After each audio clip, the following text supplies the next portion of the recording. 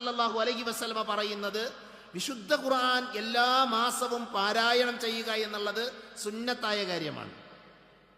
ഞാൻ ആ വാചകം ഒന്നുകൂടെ പറയാം. വിശുദ്ധ ഖുർആൻ എല്ലാ മാസവും ഓതൽ എന്താണ്? സുന്നത്താണ്.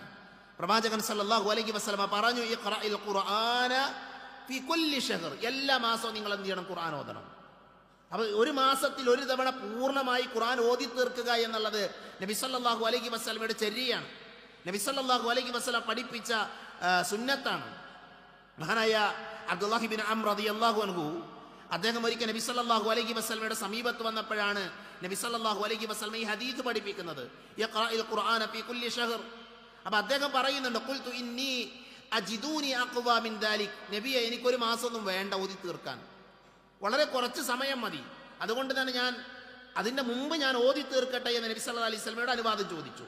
അപ്പം നബി സല്ലല്ലാഹു അലൈഹി വസല്ലം പറഞ്ഞു, കുല്ല അശറത അയ്യാമിൻ, നീ 10 ദിവസം കൊണ്ട് ഓതി തീർത്തോ.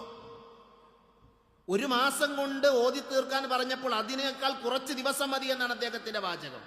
ഈ ഹദീസിൽ പല റിവായത്തുകളിൽ പല രൂപത്തിൽ വന്നിട്ടുണ്ട്. ഒടുവിൽ അദ്ദേഹം പറയുന്നത് അതിനേക്കാൾ 10 ദിവസം പറഞ്ഞപ്പോൾ അത്ര ദിവസം വേണ്ട, അതിനു മുമ്പ് എനിക്ക് ഖുർആൻ ഓതി തീർക്കാൻ പറ്റുമെന്നാണ്. പ്രവാചകൻ സല്ലല്ലാഹു അലൈഹി വസല്ലം ഹദീസിന്റെ അവസാന ഭാഗത്ത് പറയുന്നത്, ഫഖ്റഉ ഫീ കുല്ലി 30, 3 ദിവസം, ഏറ്റവും ചുരുങ്ങിയത് ഒരാൾ 3 ദിവസം കൊണ്ട് മാത്രമേ ഖുർആൻ ഓതി തീർക്കാൻ പാടുള്ളൂ. ഒരാൾ ഖുർആൻ ഒരു ദിവസം കൊണ്ട് ഓതി തീർക്കുക എന്നതല്ല ശരിയായ രീതി, 3 ദിവസം കൊണ്ട് ഓതി തീർക്കുക എന്നുള്ളതാണ്. എന്നാൽ ഇതിനെ വിശദീകരിച്ചുകൊണ്ട് ചില പണ്ഡിതന്മാർ പറഞ്ഞു, ഒരു മനുഷ്യൻ ഒരു പ്രത്യേകമായ സാഹചര്യത്തിൽ അയാളൊരു നിയ്യത്ത് വെക്കണം, എനിക്ക് ഖുർആൻ ഇന്ന സമയം കൊണ്ട് ഓതി തീർക്കണം, അങ്ങനെയാണെങ്കിൽ അനുവദനീയമാണ്.